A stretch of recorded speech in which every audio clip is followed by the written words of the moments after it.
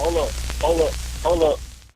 It's that boy G Plans. Don't give a damn. He cooler than a fan. Walking real tall, some say he's a man. Kayki. Like cake, like when you eat cake. Yeah, how did you get that name? My first name is Kanisha.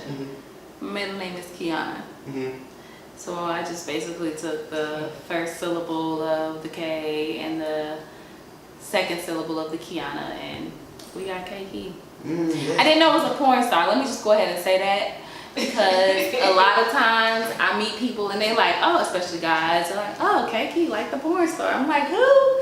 So I had to look it up. There's actually a porn star named Kayki. She and I are not alike in any way. So I just want everybody to know that when I tell you my name as Kayki, I'm not trying to seduce you or anything like that. It's literally a combination of my first middle names. Well, that's dope. So let's start from the beginning. You're from Bloomington, Illinois? Bloomington, Illinois, 309, 61701. Straight up, like how was it like growing up in Bloomington for you? For me, I come from two parents who came from inner city Chicago. Both of my parents grew up in inner city Chicago, and because of that, naturally most of their family lives there. My grandparents live there, so I got to spend pretty much every summer of my life and every holiday in my life, like literally in Chicago, in inner city Chicago. To the point that when I was in high school, I would get friends who would be like, oh my God, I love Chicago and I love going downtown. And I still, even at a high school age, I did not know what they were referring to. I didn't know Chicago like that. I didn't know Chicago to be a great place to visit. I knew, you know, hustles on the corner every Chicago, you know, every weekend Chicago. I knew, you know, kids playing double dutch and getting wet with the fire hydrant Chicago. I knew, you know, Motown blazing out of every window Chicago. I didn't know the luxurious downtown Chicago experience. So when they would say that, I was like, why do you want to visit Chicago? You know, and I say that to say that having parents from that area and being able to experience Chicago in that way helped me to appreciate Bloomington in a way as an adult now that I did not when I was a child. Because Bloomington, when I was growing up, was very much white picket fence, you know, like predominantly white town, old money. A lot of my friends were white. You know, I got to see white people in a different way. I got to grow up with them. I got to have them as teachers. People laugh, but I really didn't even have a black teacher until high school, junior high, you know. I can't remember having like black doctors, anything like that, things that are normal to children who grew up maybe in Atlanta. That was a rarity for me. So I kind of experienced Bloomington from a dual perspective, which was, yeah, I'm in this kind of white suburban town where I can walk not even a minute to the corner and catch the school bus and go to school. But when I'm in Chicago with my cousins, they gotta walk maybe 2 blocks to catch the city bus, to ride the city bus wherever in the city of Chicago they are actually going to high school at or junior high school at. You know, it's just a vast difference that I realized. And so I came to appreciate Bloomington as an easy place to live. I always said if I needed to like grow a family, I could move to Bloomington. I could get a job. I could, you know, support my family. But it was predominantly white as I was coming up, and it did kind of create a need for me to figure out who the heck I was early on. So I want to say this, all right, we're in Atlanta right now. Like, what's the difference from you, the Midwest? You grew up in the Midwest, but now you're in the South. Like, what's the... From a black woman's perspective, that's the only perspective I think I can honestly speak from. I always tell people, like, get you a Midwest girl. And I say that because I've been blessed to have met women from pretty much all across the world at this point. And the one common thing or theme that I realize with my Midwest sisters is that a lot of times our parents are from the South. Mm-hmm. You know, you typically meet people because basically when the slaves migrated, you know, from the South, not all of them went all the way up to, you know, the North. A lot of them stopped in the Midwestern area. So a lot of us have parents, grandparents directly rooted in the South. Mm-hmm. And what ends up happening is not only are we soulful because we have that Southern upbringing, we know how to cook, we know how to clean, all those things that stereotypically you think of a Southern woman, right? But typically we've experienced some other things. We have city life, you know what I mean? Just, I think there's a mentality, there's a difference. There's like a more bossier attitude that you have in a woman who is raised or born and bred in the North versus that in the South. I think in the South, you're taught to be a certain type of woman, mm-hmm. and I think that's beautiful. Mm-hmm. You know, but I think the Midwest woman is like a mixture of both of those things. And that's why I always kind of joke. I'm like, get yourself a Midwest woman. Like, we gonna bring it from every angle. You know what I mean? That's true. I really think that's true. So I want to say this, man. Like, you are like musically inclined. I hear you singing. You were singing before the interview started. You know, you're doing your thing. You got your podcast going. You know, I want to say this, like, first, how did the journey of music, how did it start for you? It started for me as far back as I can remember, just because my parents both sing and they're very musically inclined. And then growing up as a pastor's child, we didn't have a choice, you know what I mean? Everybody knew we could sing, and my mother would rehearse us in the house, and then we would always be required to sing at an event or anything like that. My dad, growing up, if he had to do a wedding and they didn't have singers, he would just, you know, not even suggest. I feel like he would just bring me and my brother, Jay McSwain, who's an artist from the Midwest. Yeah, he doing his thing. He would just bring us as the singers, and I'm sure my siblings before us had the same experience. I don't really remember when music became a part of my life, but I do recall growing up and starting to realize that not only do we sing, but my parents, siblings can sing, and people think it's just on my dad's side. It is not. My mother's siblings have beautiful voices. You know, I just feel like, and then I went to my dad's like family reunions and found out that like his cousins are incredible singers and musicians. And so it was one of those moments that I realized that God actually does just hand out gifts to people. And I feel like music is kind of like the gift that was given to our family. I want to ask you, like, all right, you said your father's singing, mm-hmm. your brothers are singing. I was told what your niece is singing. Yeah. Madison McSwain. Shout out to Madison Symphony. Yeah. She's amazing. She's doing her thing. Mm-hmm. And like, was singing to you, was it like a hobby? Why you didn't decide to, hey, I'm going to be an artist? Because I think you're capable of being one, but hey, that's on you. So when I was growing up, like junior high, high school, even Irving, I can remember elementary school, people always knew that I was the girl that could sing. I did, like, every once in a while I sang the national anthem. I was always in talent shows, but I never felt like I was ever going to be an artist. An artist in the sense of releasing like an album or anything like that. Never. Mm-hmm. I can't remember. I remember being young and like elementary school and like singing all the girl group songs with my best friends and stuff like that. But it was never something that I desired. I always wanted to be a marine biologist or a psychologist or a psychiatrist or, you know, just like a self-made woman in one way or the other. I never had the desire to be an artist, and it's hard for people to understand, especially if you've grown up with me and you know that I actually can sing very well. But my response to that is probably also hard for people to understand. But I feel like just because you are talented and you're able to do something doesn't mean that it's your purpose in life. I feel like there's a mother of a church somewhere who sits on the second row of every church every Sunday, and she sings her heart out, and she has a voice of an angel, and that is exactly where she's purposed to be in life. She's not supposed to record an album or become a celebrity, or, you know, I think there's a difference between purpose and fame.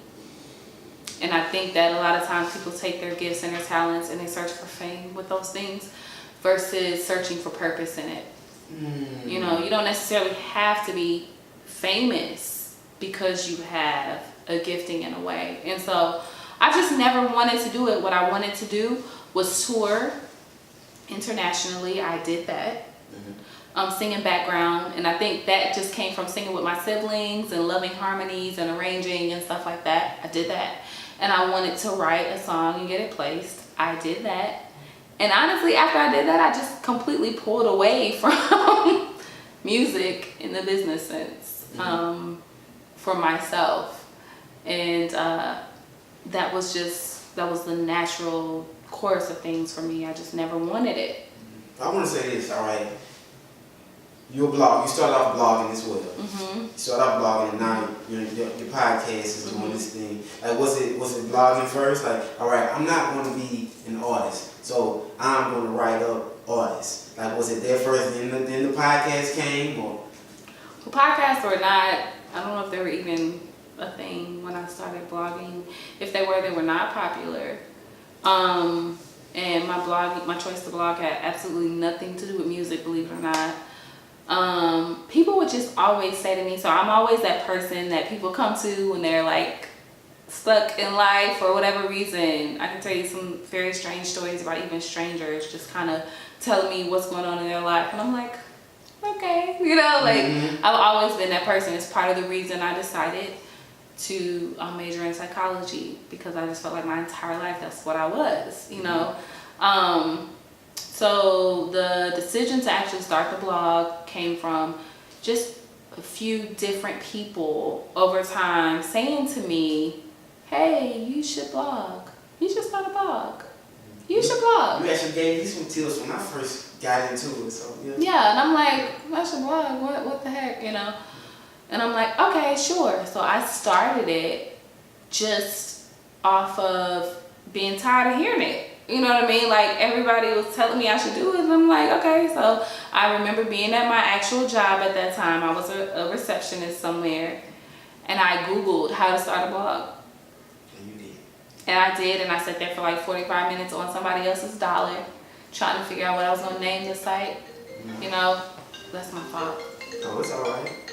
My phone is actually on silent, but my parents have the ability to override that. Oh, you want to answer it? No, she's okay. I had just called her and she's calling me back. I'm gonna turn my phone off. So one thing I did think about when that thing went off, that I didn't think about when I was kind of walking you through things, is always make sure everybody's phone's on silent. Oh yeah, I know. Oh yeah. And or there's nothing around that's gonna like set off or disturb even your, you know. Interview. Yeah. So I apologize. Oh, I understand. It's totally, it's okay. And see, like, this is just me talking about it. I mean, this is like the professional way. Man, I've done interviews. I know. Some places that you will probably. I'm just telling you for what's coming in your future. Yeah, you know what I mean? yes, Sometimes to get to the next level, you gotta kind of put another level, another standard to yourself. And the way that you do that is not by accepting what comes to you, is by setting it up. You know what I mean? So in one sense, you kind of like, oh, this how they, you know, type of interviews I do, this how niggas be coming to my interviews. You change your mindset to, when you come to my interview, this is what happens. And y'all hear that? You know what I when mean? Y'all see this, for whoever after y'all see this interview and want to get on Changeofplanz, y'all better have y'all stuff Yes. Yeah, we set the standards, you know what I'm saying? But let's go on. Okay, so I'm sorry, phone rang. Yeah, it happens, you know, you were into music and you started your blog. I started my blog because people just said, you should start a blog. So I did it. You know what I mean? I had no intentions on it being anything. And honestly, if you go back to my very first blog posts, they were typically like self-reflective. It was kind of like an online journal or an online diary in a sense, where I approached different topics, self-love, things that were basically almost like self-help type things. It wasn't even about music or anything like that when it first started. And then you mentioned, you said you was a psychology major. Mm-hmm. So, and I was told you went to Spelman. I did. So that's how you ended up down here? Yeah. I came here for school. I knew I was going to go to Spelman since I was like 7 years old. And I got accepted, which, you know, is not the easiest thing in the world to do. And my dad was like, you get into that school, you going. You know what I mean? Like, we're going to figure it out. And so I came here in 2004 as the, you know, new class at Spelman College. And after I graduated, I just stayed here. It felt like a natural thing to do. So that's how I ended up in Atlanta, actually, was via Spelman College. Shout out to Spelman, the #1 HBCU in the nation. Yeah, shout out to y'all, man. I want to say this too, like, since you've been a pastor kid, there was no conflict as far as like the music you was into, secular. It wasn't, hey, all right, you know, I'm a pastor, you know, the gospel, and then you got the R&B and the different genres. Like, was it any conflicts with your parents? Like, you gonna be into this music stuff? Actually, I feel like I'm blessed up when it comes around to parents in every way. You know what I mean? If we want to talk specifically about that, I'm blessed up because my parents, like I said, are two kids from Chicago. You know, Chicago's a very soulful city. You know, you got Quincy Jones, you got, you know, lots of names that you know in the industry come from Chicago. It breeds. Kanye, for those of you who don't know who Quincy Jones is, unfortunately. Somebody talk to Kanye West, somebody need to talk to him. But you have all of these creative minds and this creative musical energy that comes from Chicago. You have, you know, Michigan, not too far away. You got that whole Motown vibe. And so what ends up happening is you end up curating some of the best musicians, some of the best vocalists, some of the best expectations of music in the world, in my opinion. And so my parents grew up jamming to, you know, Motown, Temptations, you know, Roberta Flack, Donny Hathaway, you know, the Supremes, Stevie Wonder, you know, all of these artists, the Carpenters, all of these artists that, the Carpenters came a little later, but all these artists that we love and respect as like the oldies kind of music, the oldies vibe. My parents played that stuff coming up. My family played that stuff. You know, I have very vivid memories of my Auntie Vaughn waking us up in the middle of the night to step, you know, to certain jams, like at 2, 3 a.m. Like, we waking up, like the music is booming. My Uncle Roy got his dusties going, his records playing, and we're dancing in the middle of the living room floor, like stepping, you know. So I never was placed in a situation coming up as a pastor's child where I could not fully enjoy my life the way that I wanted to enjoy it. My parents never forced anything upon me. They never said, you cannot listen to hip hop, you cannot listen to R&B, you cannot listen to pop music, you cannot listen to secular music, you cannot go to school dances. Like, I never had that. You know what I mean? I had parents that were like, we believe in God, we expect you to love God, we expect you to love Jesus, you know, we expect you to be kind to people, we expect you to love people. You know, and if for some reason we could not do something, it was because of like a behavioral decision or an inclination that my mom had. It was never because we were Christian or pastor's kids that we could not do something. We could not live our lives as teenagers. So I never had that. But it's great because, you know, the stereotype thing is all the preacher's kids are the worst kids and stuff like that. I know you heard that a lot. I hate it. That's like I hate that. Like, after someone says that to me, I pretty much stop listening. Yeah. Hold up. It's that boy G-Planz. Don't give a damn. He cooler than a fan. Walking real tall, some say he's a man.